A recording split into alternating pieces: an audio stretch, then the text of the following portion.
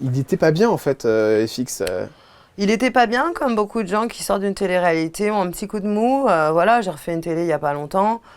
C'est vrai que vivre en communauté avec plein de gens, ça peut paraître Ouais. relou, mais c'est quand même aussi quelque chose auquel on s'habitue et qui nous fait du bien aussi.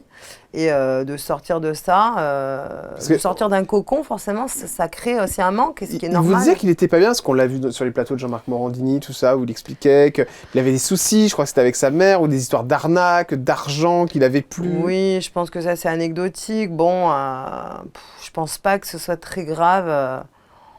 De piquer un billet dans le portefeuille de sa mère ou de son Ouais. beau-père, bon, c'est pas non plus, tu vois.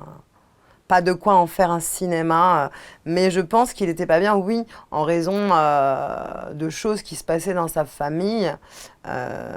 Je pense que c'était intrafamilial. C'est-à-dire qu'on a toujours fustigé la production, notamment Endemol, en disant voilà, vous avez laissé sortir quelqu'un qui n'était pas bien. Moi, j'étais là pour rétablir la vérité. J'ai aucun intérêt à défendre Endemol parce qu'aujourd'hui, ils ne sont pas là pour moi si j'ai Ouais, bien besoin sûr, d'eux, ouais. bien sûr. Donc, je reste quand même honnête par rapport à ça. Mais c'est vrai que Endemol a toujours été là pour le soutenir. Et moi, je ne voulais pas qu'on pense que c'était lié à la Maison du Secret qu'il avait abandonné après l'émission, puisque ce n'était pas le cas. Il était appelé, il allait souvent déjeuner avec les gens de l'équipe aussi, il les revoyait.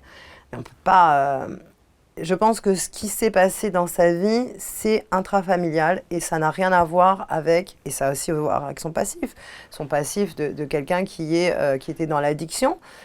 Tout le temps, on parle des gens et on leur dit oui, tiens, celui-là, il se drogue, il se drogue, il se drogue. Au lieu de fustiger les gens, les montrer du doigt, il faudrait peut-être les aider à Les un aider, moment ouais, donné. bien sûr. Bah, Tu comme vois? avec Père Palmade, hein, d'ailleurs.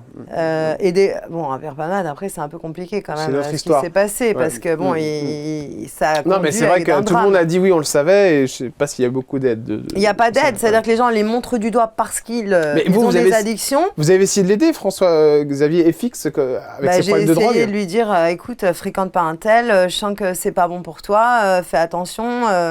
Je pense qu'il pense, on en avait parlé de la cure de toute façon, la dernière personne de ma vie que j'ai vue prendre un rail, d'accord, c'était lui, et j'ai jamais pu voir quelqu'un d'autre en prendre, tu vois.